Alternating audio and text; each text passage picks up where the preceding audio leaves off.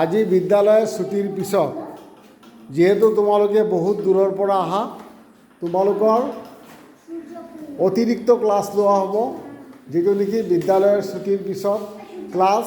মাত্ৰ 1 ঘণ্টাৰ ক্লাছ সপ্তাহত 3 দিনকে কৰা হ'ব ঠিক আছে তোমাৰ ঘৰ ক'ত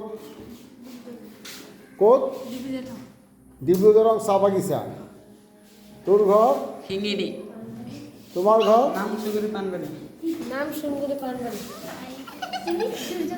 সূৰ্যপুৰ আজি এই ছাত্ৰখিনি অলপ দূৰৰ পৰা আহে স্কুলৰ পৰা প্ৰায় 12 কিলোমিটাৰ কিছুমানে আহিছে 7 কিলোমিটাৰ 6 কিলোমিটাৰ 5 কিলোমিটাৰ এনেকুৱা ছাত্ৰখিনি আহিছে গতিকে তোমালোকৰ অতিৰিক্ত ক্লাছ যিখিনি তোমালোকে অলপ মানে অসুবিধা পাইছিলা সাগৰ মহাসাগৰৰ বিষয়ে পাঠ 5 নম্বৰ পাঠটো পঢ়াম গতিকে তোমালোকে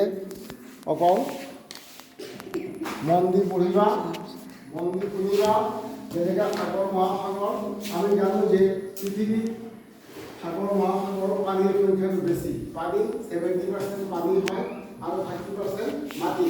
গতিকে এই সাগৰ কেইটা আছে পৃথিৱীত মূল সাগৰ যেনে যিমান সাগৰ আছে তাৰ ভিতৰত কি আছে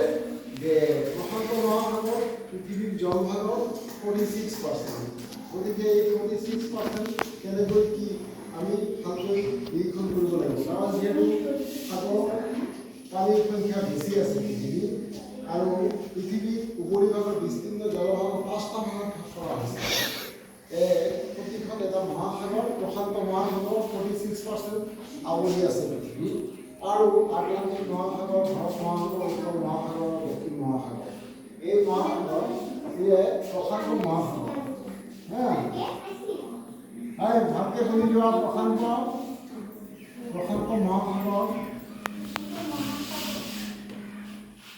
46% আৱৰি আছে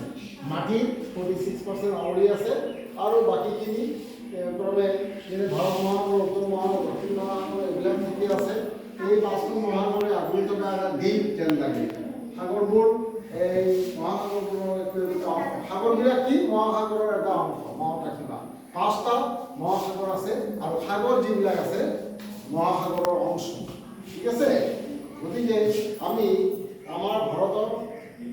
সীমাতে লাগি থকা বংগোপসাগৰ এখন উপসাগৰ বংগোপসাগৰ এইফালে আছে আৰৱ সাগৰ আৰু এইফালে ভাৰত মহাসাগৰ তোমালোকে দক্ষিণফালে যেনে হেৰি আছে কন্যাকুমাৰিকা মানুহে ফুৰিবলৈ যায় নহয় ভাৰত মহাসাগৰ গতিকে আমি এইখিনি ভালকৈ শিকিব লাগিব আৰু খুব দেৰি হৈ গৈছে গতিকে তোমালোকৰ এই ক্লাছখিনি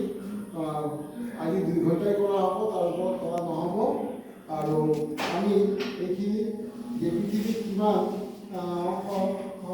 সাগৰৰ পানী লুণীয়া আছে সেই লুণীয়া কাৰণ তাত কেইবিধমান খনিজ দ্ৰব্য মিহলি থাকে গড় হিচাপে সাগৰৰ পানী প্ৰতি 1000 ভাগত 35 ভাগে খনিজ দ্ৰব্য আৰু 1000 ভাগত 35 ভাগ যদি 1000 ভাগত বনু আমার খাতাতে ওটা 35 ভাগ লুণীয়া লুণীয়া মানে বুঝি পাইছা নিমখ লুণীয়া মানে নিমখীয়া পানী 1000 ভাগত 35% কি আছে লুণীয়া নিমখীয়া পানী